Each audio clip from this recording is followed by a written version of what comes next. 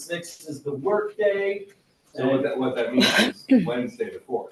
Yeah. Because that's between the 2 days. Yeah, we either have Tuesday or Wednesday. Well, that I'm early. saying, It's a little but it's, confusing. all right, so hold it, we'd like you to vote, okay, whatever. Questions? I thought I heard, I said from Oh. Tuesday to. oh, instead of between, sorry. Or earlier, Wrong preposition. Or earlier, depending on the district. the district. Yeah. We could have something tomorrow. See, and you helped me write this today, and I screwed it up still. No, it's All right. okay. It's John's fault. No, it's mine. Only HDTA, CTA, et cetera, so you know that each vote, this is where we made a mistake again, please do not give a ballot until they sign. Please wait until they sign, then hand them the ballot, we keep having the same issue. I need more signatures than any ballots, not vice versa, otherwise it's invalid, so please hand them the ballot after they've signed. Members vote by yes or no, it's pretty straightforward. Once we get the specific information, I'll share that to you, as well as, the negotiation team will share that, the specific language. I know, we've already been sharing that, right? The language of what's gonna be in article this and article that. That's why we're here. Yes. It's already So been that'll shared. be going over, so that way you could have a copy, again, in case a member wants some clarification. Where am I at? Am I on 4? Oh, I don't know. Where was that at, guys? Oh, I'm on 5, thank you. Roster members, membership needs to be signed. For those verified, HDTA members on the votes, live stream, this is Ron Ippolito. Hello. and Currently, Todd Henderson is, I'm just narrating what's happening right now for the folks that are on YouTube. Okay, so do we vote, it's a vote, any votes? Okay. So Todd is just explaining the voting process to the faculty representatives. As soon as we are ready to actually begin discussing the tentative agreement, we'll do a screen share and we'll be back to you in just a moment. Thanks for your patience. The protocol down below is the same thing as we've done for the double ballot, double envelope for the ballot. If someone's maternity leave, jury duty, Megan asked about a teacher might be leaving early because of grading for AP testing. So any of your students are gonna have maybe one of those unique situations. So other than the wording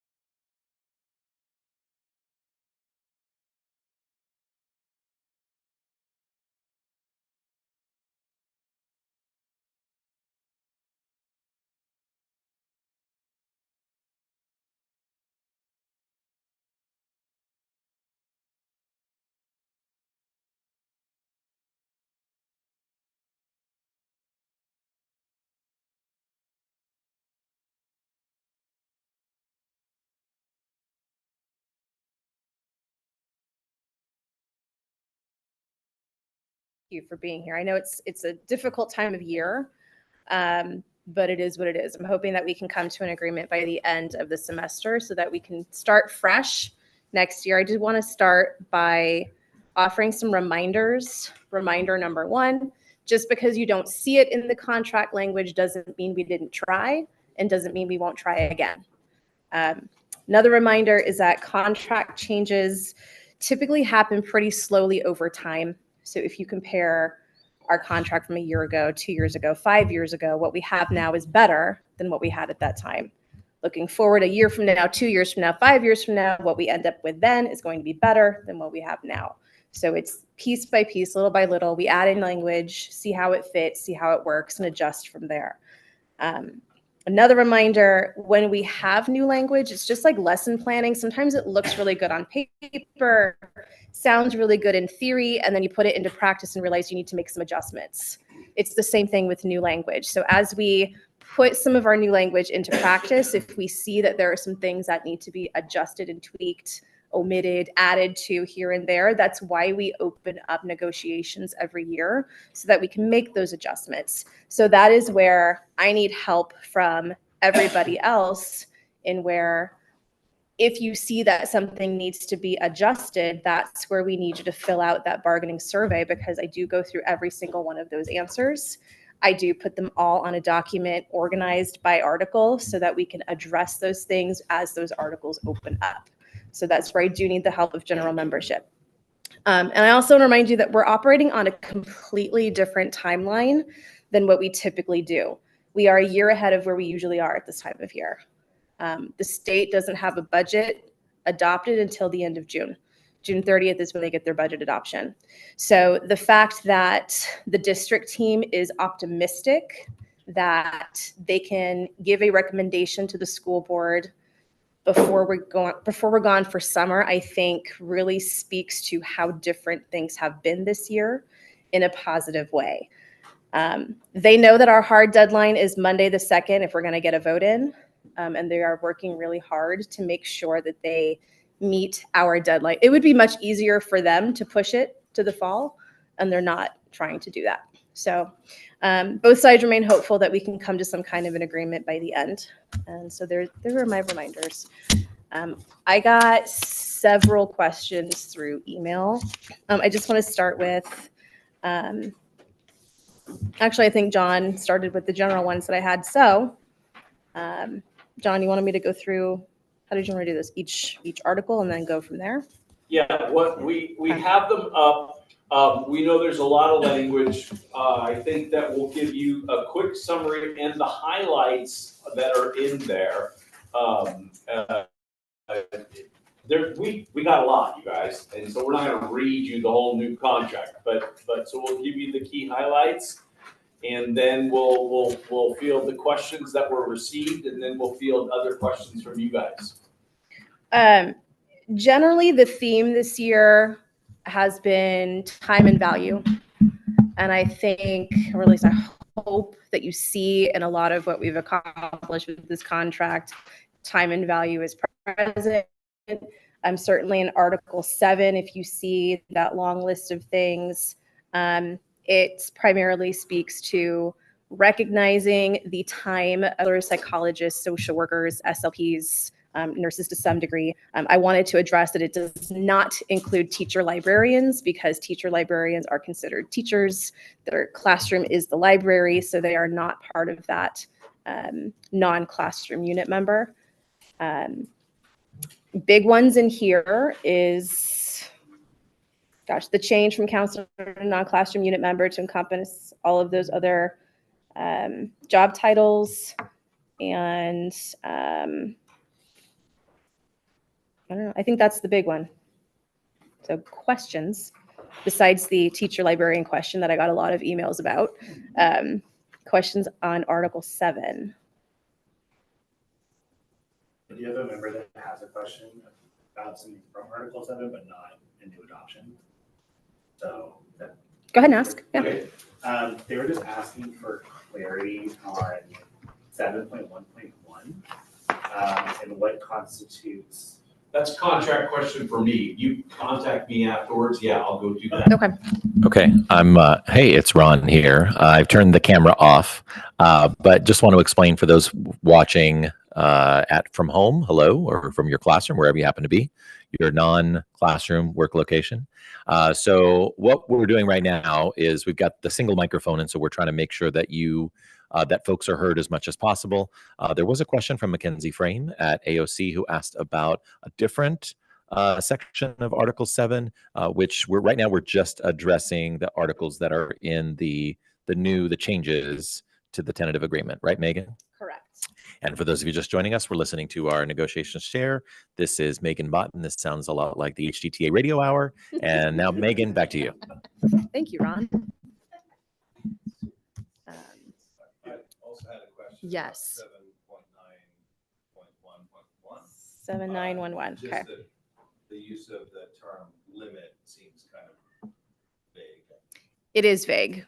And can you repeat the question? So the question is in 7911, the new language about limiting test proctoring duties is vague. It is vague. It's really difficult to pin down specific numbers for how many tests would be appropriate for proctoring. The key here is that there should be the effort to limit them. And if there is no effort to limit, well, then we have a case for grievance. So it is vague, but we have the language there now, and that is a case where we can start tweaking it in the future and trying to fine tune that after we see how it works in practice. Heavy inequities will be identifiable. Correct. But the rest of that is that it limits the number of test proctoring duties assigned to non-classroom unit members should no other option be available, which implies that they need to look for other options first before they take those unit members away. And I think that's the more important part of that portion of the new language, is that they need to identify other options first. Other questions for I can play Catherine's role. Okay. I have a list of questions too from counselors. Also for 1.2, it says field trips other than those organized by their department or that are district initiatives to prepare students for post-secondary options. Mhm. And it feels like anything could be an initiative. So That's a little unclear as well. Like, for instance, connecting to success, is that considered an initiative? Would that mean that they would be then obligated to go on that field trip? Can you repeat the question? I will repeat the question. So the question is the part about chaperoning field trips other than those organized by their department or that are district initiatives to prepare students for post-secondary options. It sounds like the district can just make initiatives. And yes, you are correct. And actually connecting to success is what they were referring to when they're looking at district initiatives. They do feel that connecting to success in particular is something that counselors have a heavy role in with post-secondary options. So that's how the negotiating part works. So we say, this is what we want. They say, okay, well, we're going to modify it this way. And we say, okay, and then we'll see how this plays out. And again, if we feel like there's brain isn't working.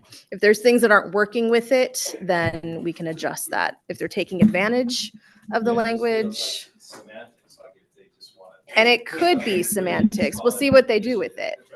Yeah, but they can't force, let's say, a counselor at the junior high now to go to the zoo Right. and claim that that's a district initiative, which And- has been happening. Yeah. And the other part of that is that on those days, at least one counselor needs to stay in the office because you can't have your whole counseling staff gone, which is what's happening now. And then I also had a question about that because that quintuples their workload for that day. Correct. And they don't get compensation for that. Who doesn't get compensation The for? counselor left behind that doesn't go on the field trip. That's something that we'll have to look at too, is what does this look like in practice?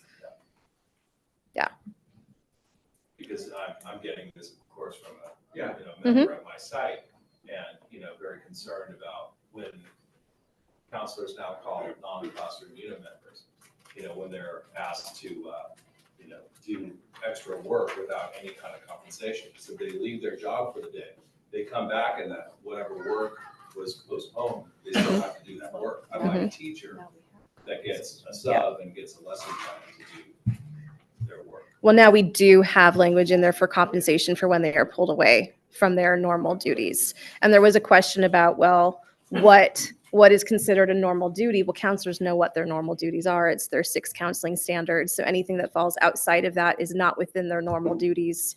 There's language in there that means if they're pulled away for more than 30 minutes, that needs to be in writing so that we can keep track of how often and how much are they being pulled away from their duties, so that we can then move in more language to limit those activities and to provide more compensation and see, is this really something that is a need that the district has? And is there a better way to staff that need than pulling our people away from their jobs? You guys, these are all wins. If you look at them, the member shall not be required to. These are wins when you see that. If we don't quite know exactly how it's going to play out here, but we're trying to monitor, control the time taken away from their job, as Steve has said.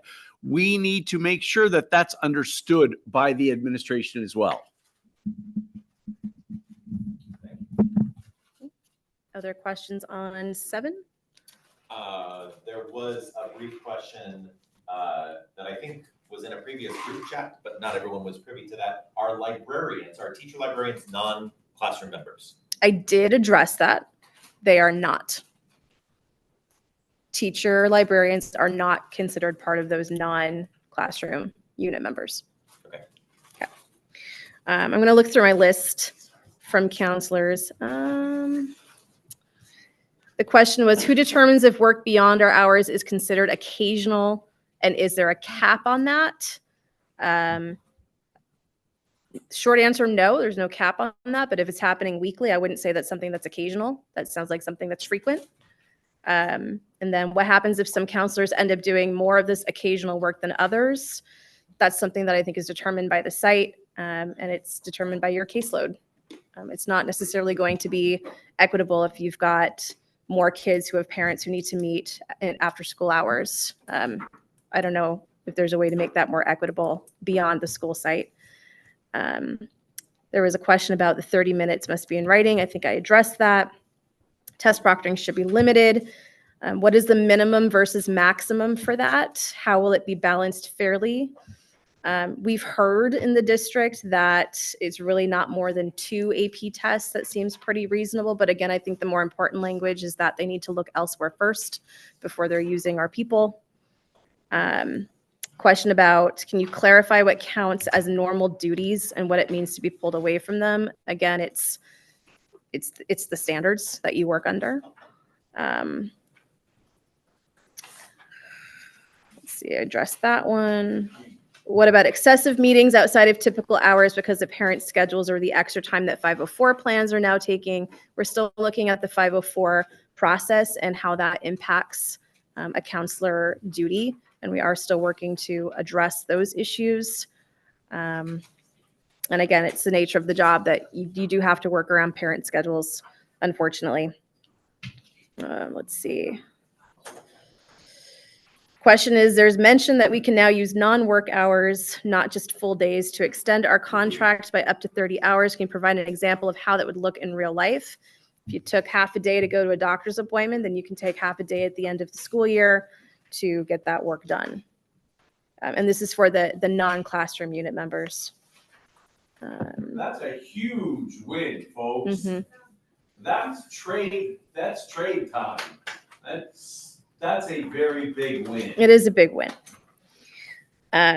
While we appreciate, this is another question, while we appreciate the updates, the biggest thing that we needed was reduced caseload ratios. Can you explain how these other updates are meant to help us when caseload relief is still the primary concern? And again, I say just because you didn't see it in the contract now doesn't mean we didn't try, and it doesn't mean we won't try again.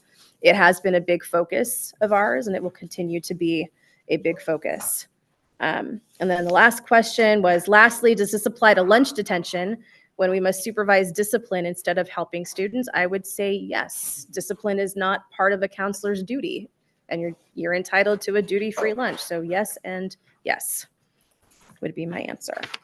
So those are the questions that I received from Article 7. Ron, are there any that came in? None that have come in live. Okay. I have had some questions come in that kind of are sprinkled around. I will ask Scott Davidson. You had some questions that you emailed, but do you feel comfortable asking those? They seem to be kind of general, that sort of apply to the process in general. Are you okay asking those at the end after we go over the articles? Yeah. Okay. That's it. The staff who submitted those Yeah. are just very eager to have them answered at some point. Okay, perfect. Yeah. I think otherwise we're good. I haven't had any come in live. But by the way, I will say, welcome back to the radio hour. If you do have questions that come in, I am monitoring my email constantly. If you do have a question that's on your mind and you're watching live, please do email Ron Ippolito. That's ripolito@hartdistrict.org. Do not email my dad. He has an extra R in there, so it's RIPPOLITO @hartdistrict.org. Or if you know that your faculty rep is in the room right now, then you can go ahead and email them as well, and they can ask the question on your behalf live. Okay, Megan, I think we're on to Article 12. We are on to Article 12. Yes. From someone just emailed and said your YouTube, just a heads up, the sound on your end is The what on mine? the sound. The sound is not working. That was, we were muted. Okay. Are they, because I think. We're good now is what I've been told. We are good Yeah, now. I think Okay. it was just right at the start of the meeting. Thank you, Meta. Okay, Article 12, class size. I have a really difficult time summarizing the summaries because there's been a lot of work done, and I have a difficult time highlighting the major wins because I think there's a lot of wins. Really, the big ones here, we were able to lower some class sizes for some classes and add caseload compensation for, caseload overage compensation for special education teachers, added some language in for co-teaching that they both get the overage compensation if there's an overage in a co-taught class. We separated out basic classes and learning strategies and study skills so that we've got a lower class size for both. It's not 28 anymore, so basic classes are capped at 20, and learning strategy study skills are capped at 24. There's some, was this the one? This was CTE. Adding in CTE class cap of 30 for CTE classes. There's a lot of really good stuff in here, so I'm working on the assumption that you've read it. So now I would like to hear your questions about it. Yeah, wait, hi guys. Okay, Caitlin, and then who's in the back? Yes, okay. Go ahead, Caitlin. I had an SLP ask me, I think it's 12-11-4. Throughout the contract, it has it listed under non-classroom members, but for that one, it lists out certain jobs, like psychologists, counselors, and school nurses. So does that mean we're excluded from that? No, the question was, why in other places is it non-classroom unit member, but in 12-11-4, it separates out district psychologist, counselor, school nurse. If you read it, it says we modified the language, which used to be district psychologist, counselor, or school nurse. Now it is non-classroom unit member. Oh, okay. So we changed it to be non-classroom unit member. Tiffany? I have a unit member asking why for the basic classes, they're limiting it at the high school level, but on the actual draft that you sent us, it doesn't show any limit for the junior high level. They're the same. I don't have, you have the. Because I see it on the comprehensive high school side, but there's nothing in the columns for junior high for learning strategy studies. It's for both. It's for both? It's for both. Okay. Yeah. Good, thank you for catching that. Thank you first. Here. Oh, that's okay. So in the graph there, Yeah. for special education, it's no longer high school and junior high. The categories are class size and caseload size.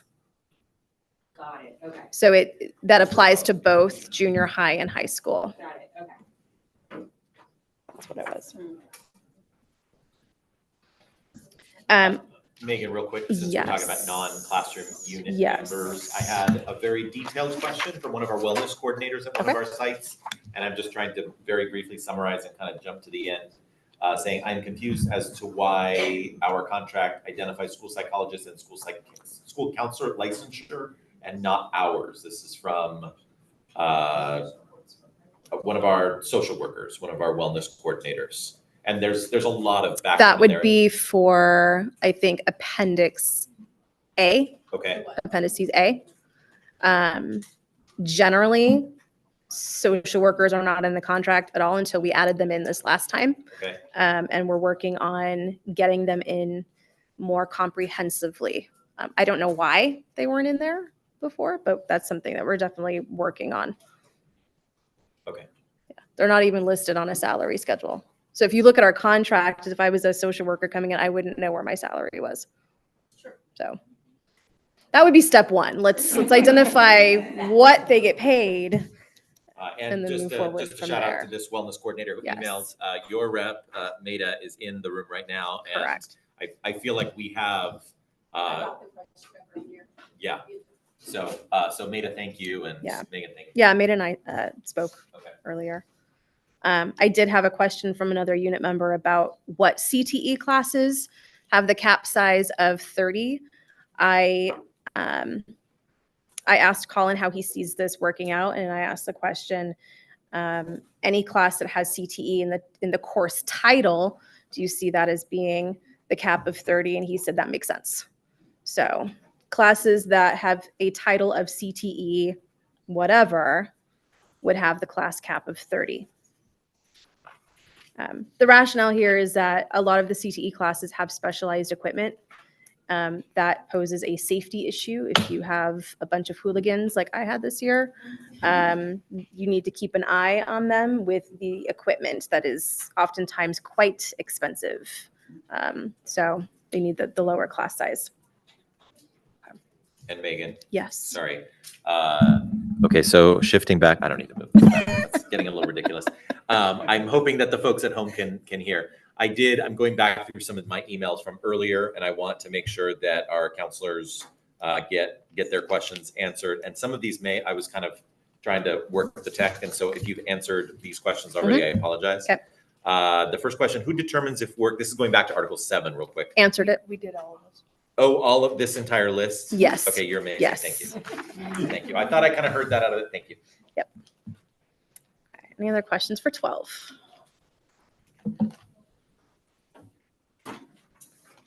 Okay. Moving to 13. Big ones here, expanding the bereavement leave and shifting the cost of president and bargaining chair to the district from HDTA, which saves us quite a bit. There was no increase in the compensation, it's just shifting who pays for it. Questions on 13?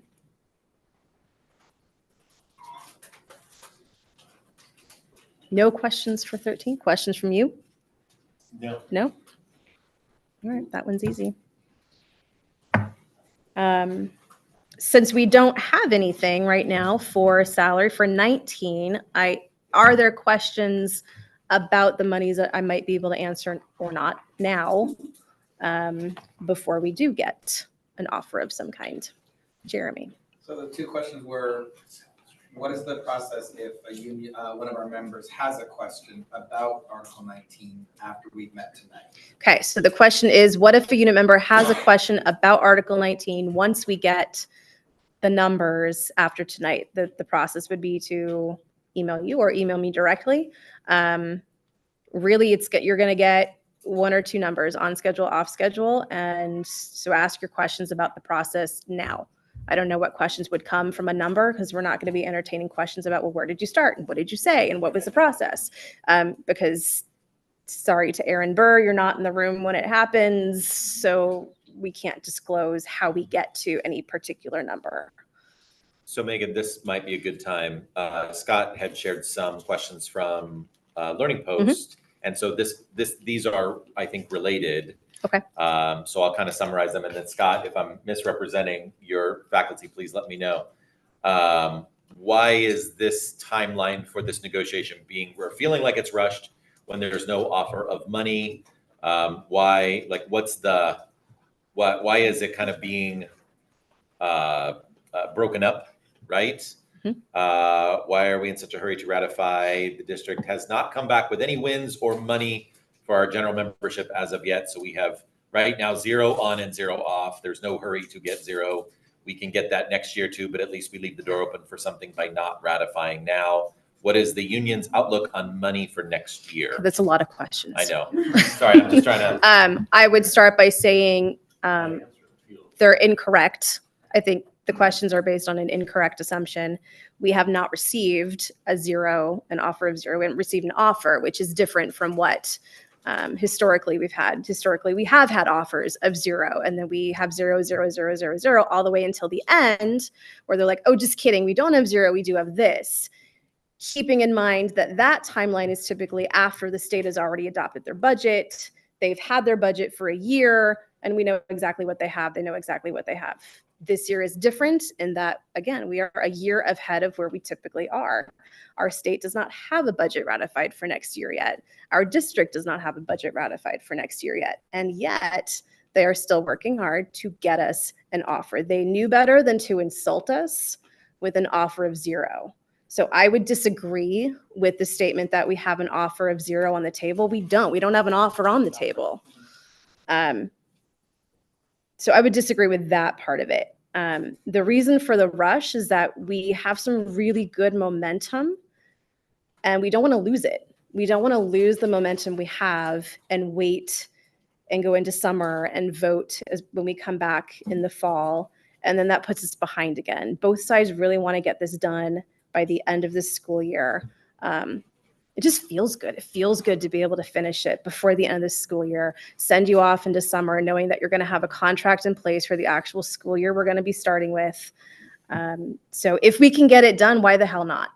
So that's why the rush. I think part of the concern was more like parliamentary. They're questioning whether they feel like they can make an informed vote if they don't know what's going to end up being on the table. But we're not going to do, okay, so the question was, they're worried about not having an informed vote when they don't know what's on the table. We do not vote until you know what's on the table. So that's why we're putting out the language now, because this is the bulk of the contract. The contract is not the numbers is not the money numbers. It's not just the money numbers. The contract is all the language that we've worked hard on to get to you. So that's going to take the most time and the most consideration is, what do you think about the language that we've worked on? What are your questions about the language? When we get to the money, it's 2 numbers. There's not a whole lot to think about with 2 numbers. Do you want it or do you not? And if you're going to vote on a contract based on 2 numbers and ignore everything else here, then that's your prerogative. But our feeling was you need more time with the language than you do with the money numbers. So for the sake of time, and because we do want to get this done by the end of the school year, we made the decision to push out the language first, answer the questions about the language, knowing that really all that's left is a couple of numbers. So once you get those numbers, hopefully you've made a decision about how you feel about the language. And then by the time you get the numbers, you can finalize that decision. And you'll have 3 days to think about it if you really want to. So we have 3 days of voting. You want to wait to the last day of voting, then wait to the last day of voting. Just to clarify, I think the sequencing that they were concerned about was the meeting being held now for question and answer and discussion, and then not being able to discuss at all the money portion. But just so I can. So the concern is not being able to discuss the money portion. There is nothing to discuss about the money portion. It doesn't matter what the number ends up being. If we had a number now, it would be the number. We're going to bargain until we get to last, best, and final. So even if there's questions or debate about the number, It ain't changing, that's what. it's not changing. Yeah. If the Right. executive board moves it forward. Right. So our executive board does need to make the recommendation that it goes to vote wherever we end up. We will bring you the best number that we can get, because that's the number we're getting to, right? And many of us have more than one person, you know, we have spouses also in the district. So we want it as high as possible as well. Okay, let's go. Next question. Anything else for 19? Scott, did you finish? Yeah. Okay. For now. Yeah, we can ask afterwards if it's on outside the parameters. All right, so the next one is 21. This one was easy. We just removed the policyholder number from the contract because it was no longer valid. Article 25, special education. Big thing here is adding in the language for IEP coverages and compensation for when special education teachers are covering for someone who is out. Which typically was an MOU. We just added that to the contract. So we made it official with language. Again, I don't want to read all of this to you. I think a lot of these are big wins. So questions on Article 25?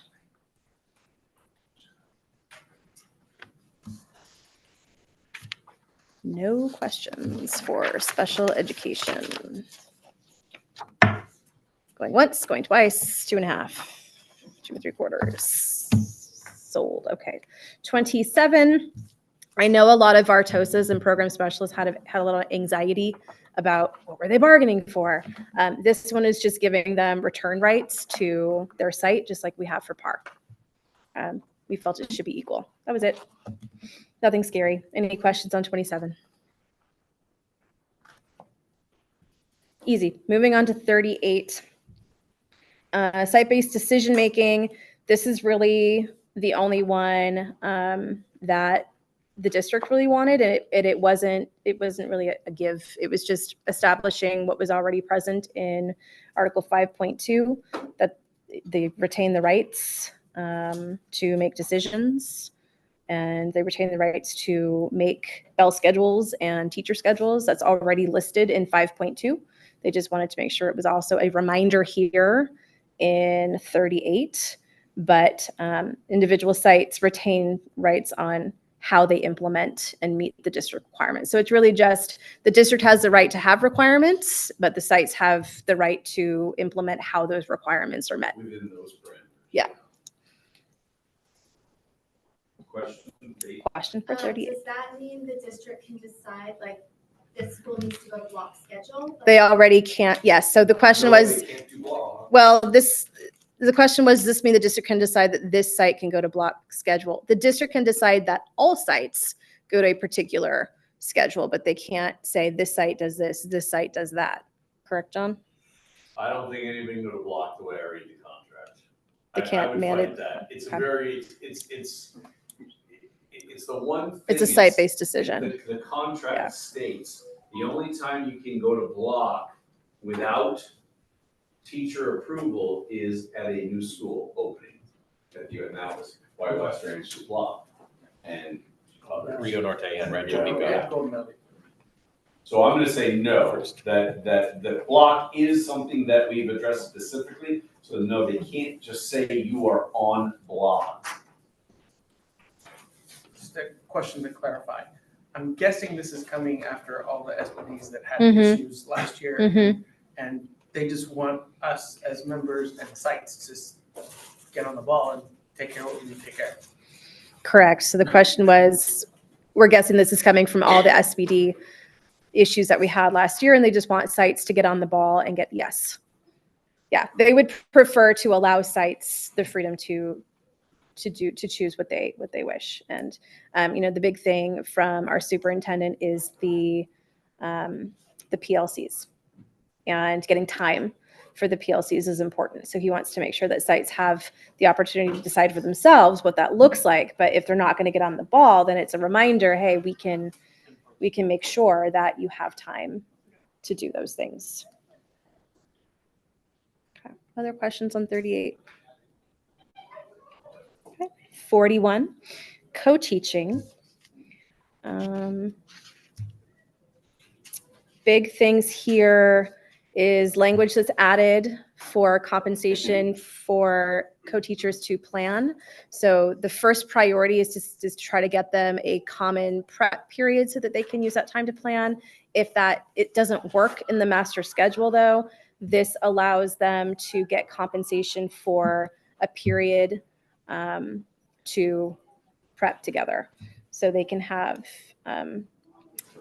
sub coverage, so they can prep each month. That's the big one.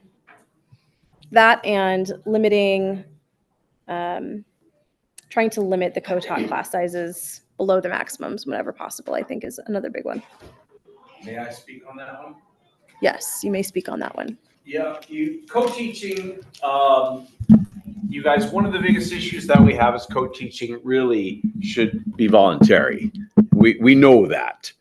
And so I have asked that anybody who has been coerced into doing it, contact me.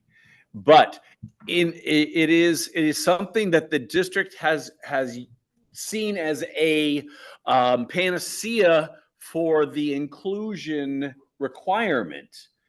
But in reality, we don't have the funds to have 2 teachers in every classroom, right?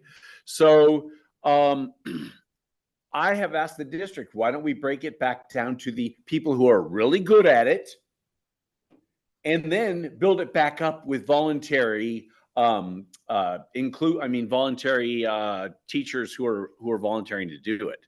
So please just keep me informed of what's happening here. This is a developing article in the contract. We really need to know what's going on at the sites. As Megan said, we want the contract to match what's going on. And right now, we don't really know what's going on with co-teaching.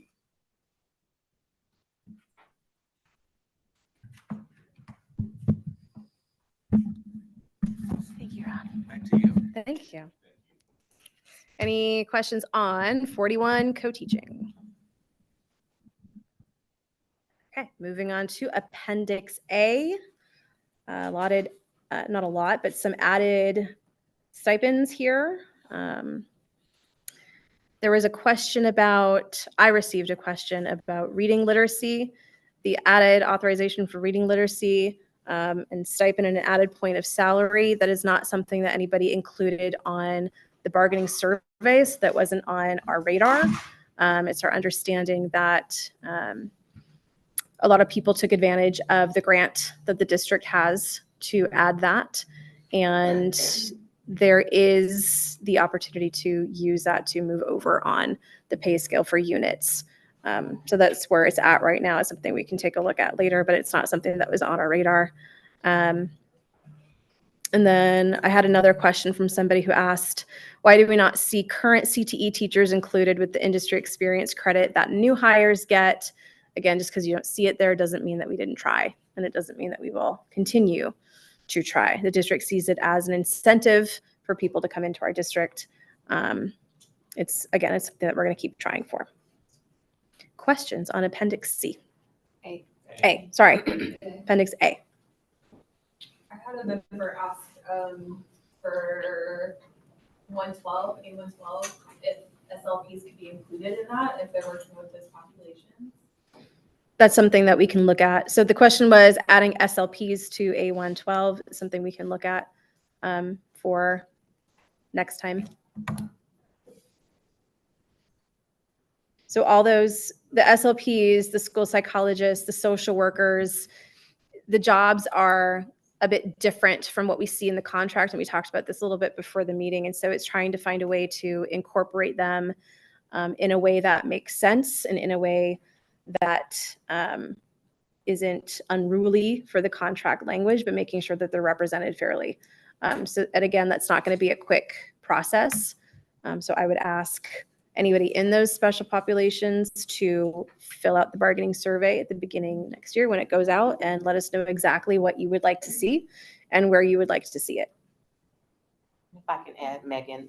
Yes. Caitlin, that type of question, I want to go back to what Megan spoke of earlier, in that just because it's not there, don't think that it was not introduced or spoken about but there may be just additional things that need to take place. So I'm looking forward to, as we move forward, the whole team is actually, as we move forward, again, incorporating those special groups whose, jobs and responsibilities and roles have to be tweaked literally in even how some of the language is written. So again, just know that these are things that are on our radar, but filling out that survey in the beginning gives us that additional information, or you might even think of something that it wasn't there that we can continue to look at. So, but yes. All right. Anything else? Any other questions on Appendix A? Okay. Appendix B. Big thing here was improved compensation language for department chairs who share the role in large departments. They mirrored whatever the ratio is for co-athletic directors was the word I was looking for. Co-athletic directors, whatever that ratio is now the same ratio for department chairs of large departments. Typically, what's been happening is they split it in half. And so it's a little bit better compensation now for large departments. Questions on Appendix B? Nope. Okay. And Appendix C, you'll notice there's a lot of language here about increasing factors and adding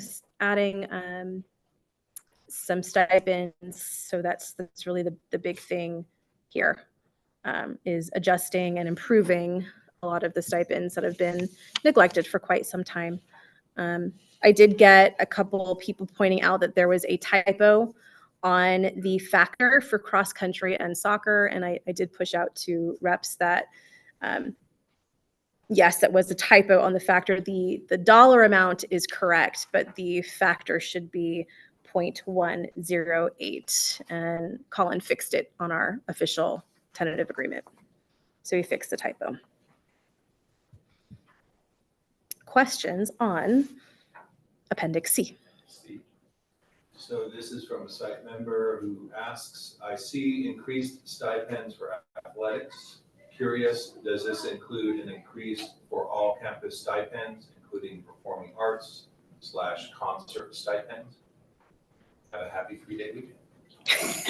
So the question was, I see the increased stipends for athletics, and I'll qualify and clarify that it's a couple athletics that were changed to match what some of the other athletic stipends were, and we couldn't really find a reason as to why they were lower than some of the other coaching stipends.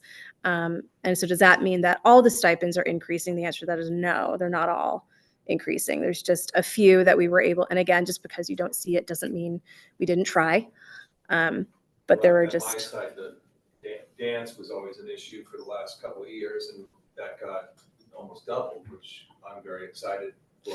Yes, so dance is one of those that increased quite a bit. Video production is another one that increased quite a bit. So the district acknowledged that there was a gross inequity in the number of hours that are put into those activities. And so in the example of dance, it was raised to match that of cheer advisor, because it's probably more equivalent to the time that a cheer advisor puts in. So that's why that was raised. It gives hope for people that act as, advisors and coaches, that possibly one day we'll get a raise for something that hasn't changed in over 30 years. And we are working towards that. So again, small steps, and just because you don't see it doesn't mean we didn't try. So these are the things that the district ultimately agreed to. All right, you guys. Wait. Sorry, guys. Questions? I just have a question. Was there any stipend? I don't remember reading down here for language. There is no stipend right now for language. Bilingual, you mean? Yeah. And just because you don't see it doesn't mean we didn't try. Okay. Well, you guys, if that is it, you can set it down. Okay, I'm here. Oh, did these questions, Ron, are they supposed to go to this body or afterward? No, I think. Okay. There was one more that I've received. Okay. And it's again pertaining to of money. They're asking if, I think they were saying pretty much no matter what the offer or what the fine agreement is on money, can we fight for a reopener since we don't know what the budget will end up looking like? Can we put some sort of reopener into the agreement so that if the budget is better and things like that, then it can be readdressed? Are you able to do that? Is it legal? Is that the question? Or, I don't think they even care about that. I think they just, will we do it? So I can't disclose what we can or cannot do. That language is permissible in contracts. Language to do that is permissible in contracts. So like we said, we use it in there. We might tell you, we might not, but we don't. That's part of the process. It is, those are words and language that we use in the negotiation process.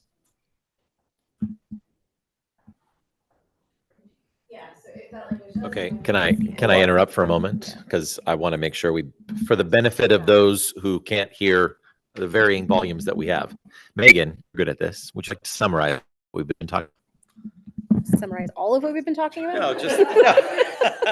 No, just Scott spoke from LPA, and then John spoke, and so basically I was also texting my daughter who That's okay. hasn't been picked up for dance Family yet. first. So I'm gonna summarize. Okay, just to make sure that I want in the spirit of transparency, right? We want everyone, because there are some people who are watching live now and others who are going to be watching the recording later. The question from Scott, correct me if I'm mischaracterizing your question.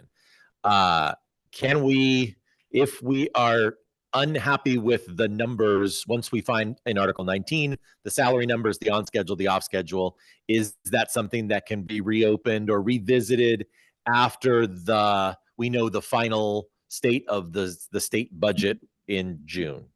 Well, not even necessarily unhappy, just if the numbers come back vastly different. Okay, so do you want to address that, Cass or Megan? Okay. Okay. John, go ahead. Okay, so as I said, contingency language is legal. You may put in language that says if then. That is part of negotiation. CTA recommends against contingency language because you never know which way it's going to go. We spent 3 hours with school services and a presentation that was really actually not doom and gloom. But if you listen to almost any prognosticator, you're gonna not hear that this budget's getting better. Okay, so whatever we can secure, there is not a person out there that says there's anticipation of the COLA going up between the May revise and the June 30th budget.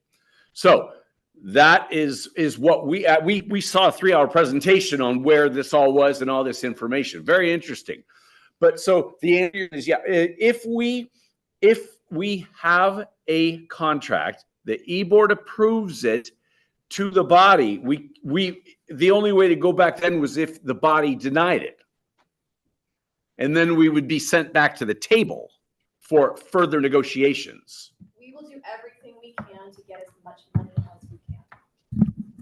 Period. The end.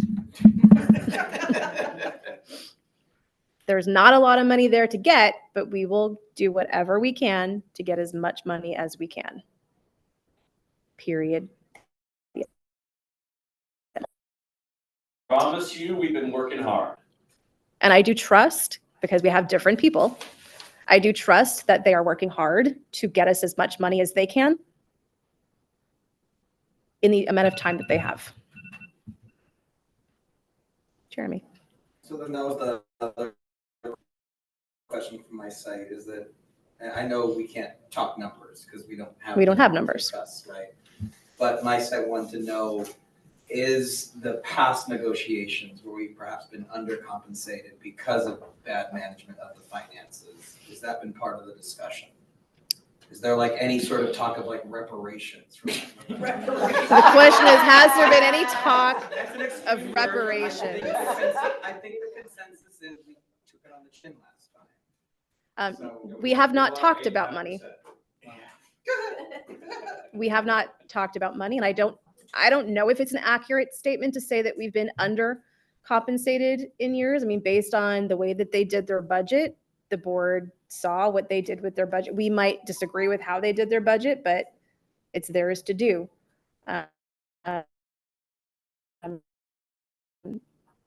It's in the past. We can't negotiate things that have happened in the past. We can only negotiate forward. So I don't know if that answers the question about we're not getting reparations. No. But I think I can say, I met with Dr. Moore today, and in our conversations, I did say, you know, our people are still feeling the hurt from zero last year. I said that. So it is that message has been relayed.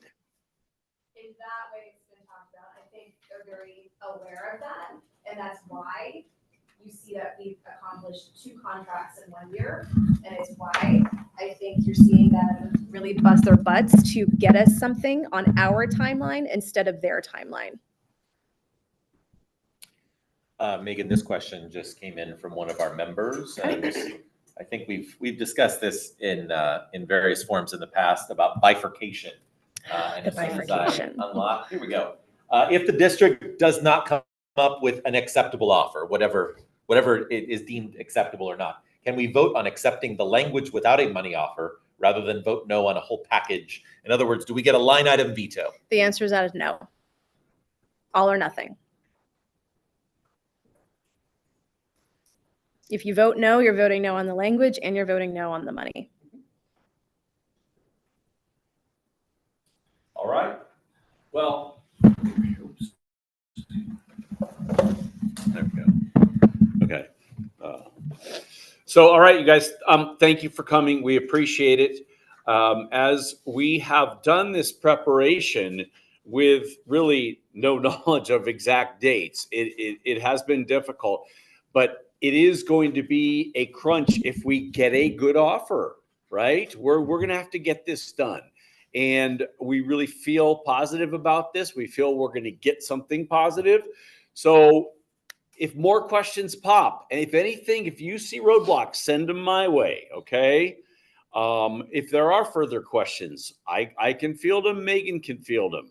We're not just saying this is it, but this is our procedure. This is the way we go about it. And 3 days of voting is our procedure in our bylaws. So please, it is very important that you do the the voting and ballot stuff accurately. Please be careful with that. But thanks again for this. Megan, anything else? No, I think you covered it. Okay, team, anybody? Nope. Okay, thank you guys. Thank you. Yes, and thank you for a great year. And thank you, and you guys have fun. Enjoy your summer. Make it. Really quick question, only because I have a weird situation. I have seniors all day and I'm done, but I'm still on campus. Would it be okay for me to walk to classrooms to get the books? We do. Unless your principal took issue.